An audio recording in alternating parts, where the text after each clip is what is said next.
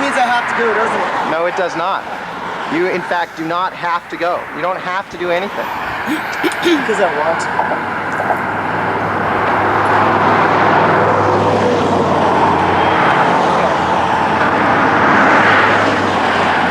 Let's get this pilot sheet ready. Okay, hang on. Okay, Arvin. Can I pop it? Huh? No, it's good. It's all there for you. Up on the rail. Keep your head high, punch out with your chest. Look at that house out there. Yep. You want to just focus on that house on the horizon.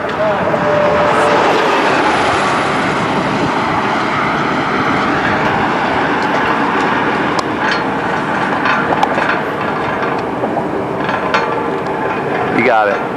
3, 2, 1, see ya.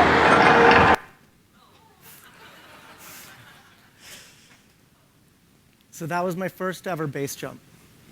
It was also one of the lowest points of my life. And I had set all these goals out for myself at the time and had reached them all. But something was still missing. And so this is the story of me looking for what was missing in my life and how it led me up onto that railing, out into space, and finally, eventually, onto the new Silk Road in front of all of you. The story begins with the birth of my father in Nagina. It's a small town in India, outside of New Delhi. My dad was born to a family of wealthy business people. They made the machinery to harvest the fields of sugarcane that grew around the town. And so, as a young kid, he would find himself out in those fields of sugar, wondering much more about why those plants were the way they were than how much they were worth back in the market, like his brothers did. It was this curiosity that led him to study and look for the answer in books, which took him to university near Nagina, and finally to a major life decision. He could go to America, where he had won a fellowship, to do a PhD in microbiology, or he could stay in Nagina and have certain wealth and certain comfort being part of the family business. My father left Nagina and flew to America to be a scientist. There he was at Rutgers University and attained his PhD in less than 3 years. He then married my mother and moved to Los Angeles, where he became a professor of surgical oncology and began to look for a cure for cancer. It was into this house of knowledge that I was born, and I remember from a young age, me and my sister, all we ever heard was study hard, get good grades, and make our little tiny family in America proud. I remember the very first gift I ever received was this huge encyclopedia set, right? It came in this big brown box, and I tore it open, I ripped out the first volume, and I just couldn't wait to see it. I couldn't wait to read it that night, under the covers, and I did. And every night my parents would say, go to sleep, and I wouldn't. I'd keep reading to find out what was next. And I eventually got up to the letter C. But I was more excited, more shocked by how much there was to learn in the world. And it was this thirst that actually led me to university, where I double majored in genetics and economics, and began to actually learn other things. For the first time in my life, I saw there were things to learn that weren't in books, that weren't between covers, like partying, right? Like surfing, like rock climbing, and like girls. It was all really exciting for me at the time, right? And so I came to my own big life decision when I graduated. I could continue and be a doctor like my parents wanted me to be and continue studying. Or I could take this newfound curiosity of experiences that can't be found in books and go try to figure out how some way I can live those out more completely. And in the end, I disappointed my parents. I decided not to go to medical school and go to San Francisco instead, where I had no plan. And with the only goal of just trying to have as many experiences as possible. And so I went to San Francisco, and there I found out there was an options exchange. And I thought, okay, cool. Actually, I could go and trade options with my knowledge of economics, and I could make a bunch of money. And with all that money, I could actually buy the experiences that I wanted to have. I could go travel, I could do whatever it is I wanted to do. I could buy my own freedom. So I went to the exchange and stood outside on its steps. And every single person that came out, I asked them for a job. Every single person. Finally, this one guy comes out and he goes, yeah, you could have a job. I need someone to get me coffee in the mornings. So I became a coffee getter on the floor of the exchange. And on the floor, I started to learn, because I was in, and I'd watch traders trade. And I met this guy named Peter Kim who backed me. And I ended up in the Microsoft pit as a market maker.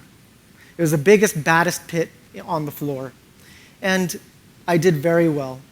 I made lots of money right away. And the funny thing is, I never really got the freedom that I was thinking I would have, because every single day, instead of jetting down to Brazil or going over to Europe, I would have to feed the number in my account. For some reason, it needed feeding. I didn't expect that. It always had to go up. The floor is a terrible place. It's where all of us stand next to each other and compete for every single dollar that flows in. We stand next to each other, intimidate each other physically, mentally, and emotionally every single day. We try to make each other cry because that's more money for us. I remember standing next to me was this ex-Navy SEAL. He's this huge guy, afraid of nothing. And he broke down crying one day. I was like, what's going on, man? You okay? And he's like, well, I just blew out. I lost all my money.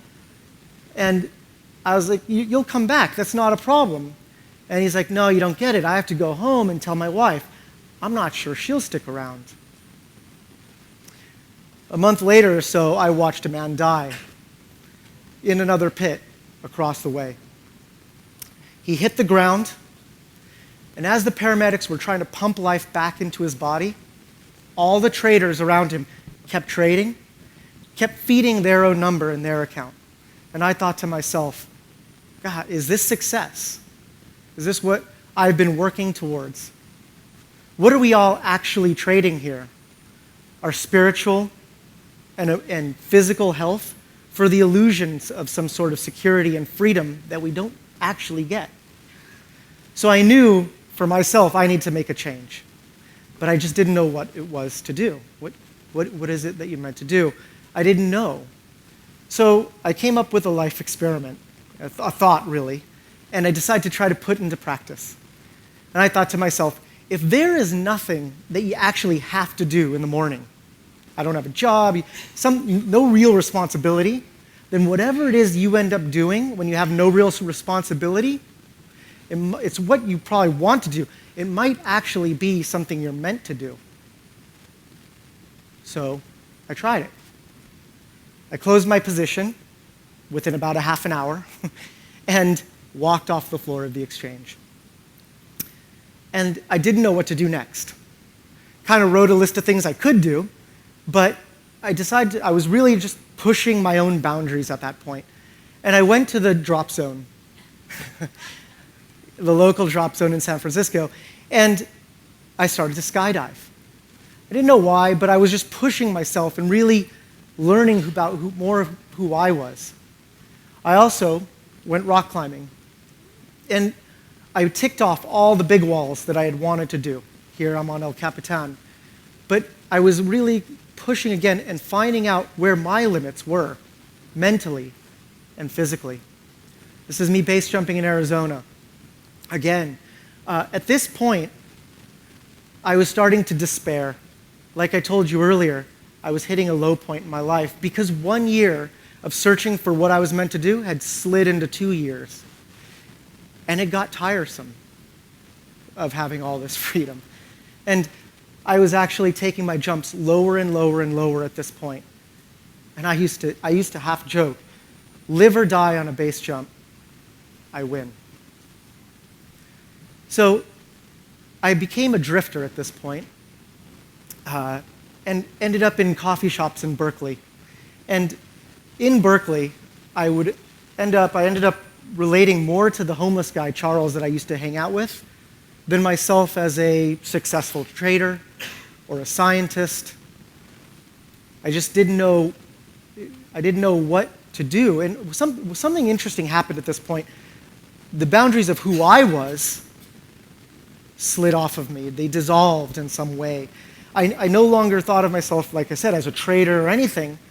And so I started to explore one other part of me, the emotional side, something that I hadn't really explored before. So I'd go across the street from here to Moe's Books, and I'd spend entire evenings in the aisles reading poetry and writing bad poetry. Trust me, it was really bad. But it was something I had to do. I was actually creating for the first time. And then I met a friend named Masha. And she was the principal of a local rabbinical school, and she actually started to teach me art. She taught me how to paint. She taught me that there's more to explore than just the physical and mental side. There's the emotional side. And I began to make things. And although it was not good paintings, there was no goal in this. It was just doing for the sake of creating. And it felt really good for the first time. It felt like I started to make a change. And it was really cool because I would actually start to wake up at this time in the morning with hope.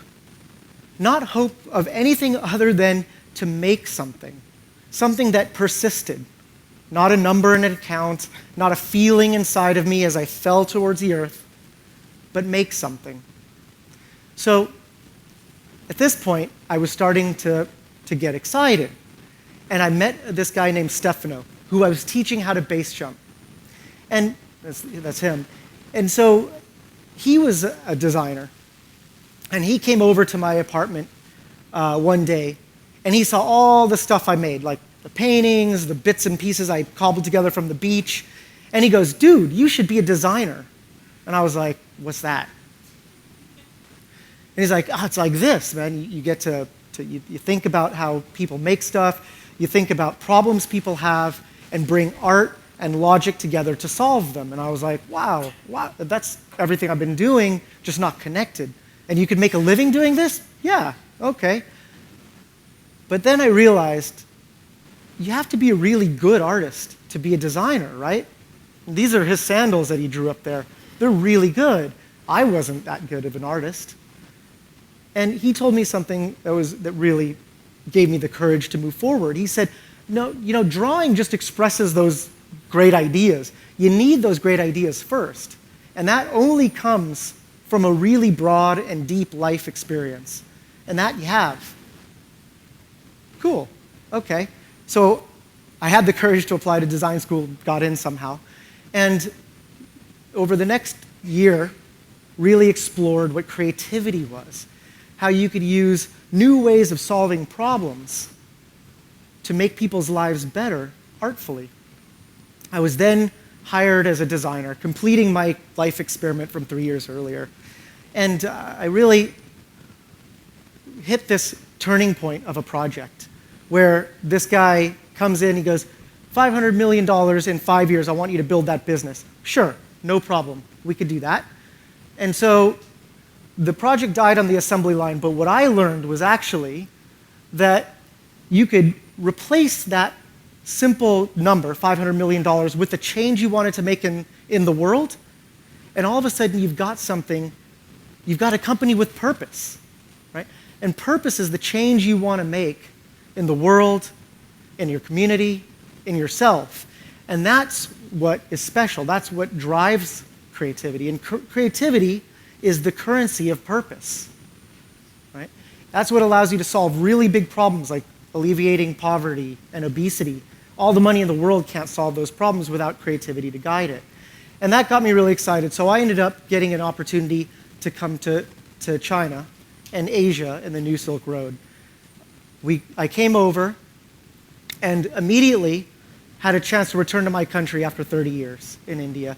And I met my family for the first time and really connected with a new Asia, an Asia that loved me and an Asia that really wanted to succeed, and an Asia that was very competitive with itself. And we were sitting around talking, and they said, man, China's amazing. They could do anything they want, but one day we will win. And I said, win what? What will India win by beating China? At what? Because it reminded me of my days on the floor when we were all competing to feed the number in our accounts to win, but I didn't know what we were going to win. And so I looked around, and I found a village that has, by every modern means, won. This is Huaxi in China. It's a village where each of its residents gets a free car, a free house, 3 chickens, cooking oil, medical care every year. But they have to work 7 days a week for 10 years.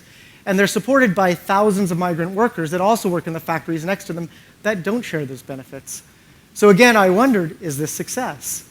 Because it's clear to see that we're all dying to win. We all choke on our pollution all over the New Silk Road.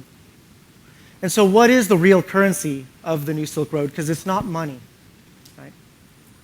I believe it is our purpose and our creativity to create change that will drive the world in new directions. And here's a guy named Muruganathan who's done that.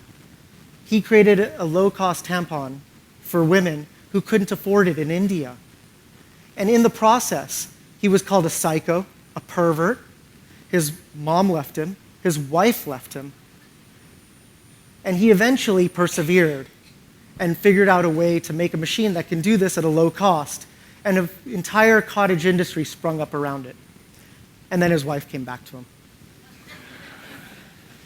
So like the old Silk Road, where it created wealth and made people wealthy, but really it was the ideas that spread that mattered. Ideas like gunpowder, paper, the compass.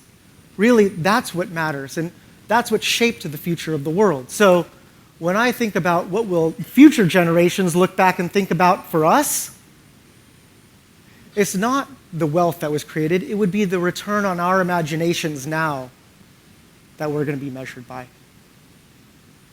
So it makes me really, really proud and grateful to say and stand here and think about my father who left India to follow his purpose of finding a cure for cancer and going to America. And although he might not have done that, inspiring me to leave America and come back here and to stand in front of all of you and humbly and proudly ask, what is your purpose on the New Silk Road? Thank you.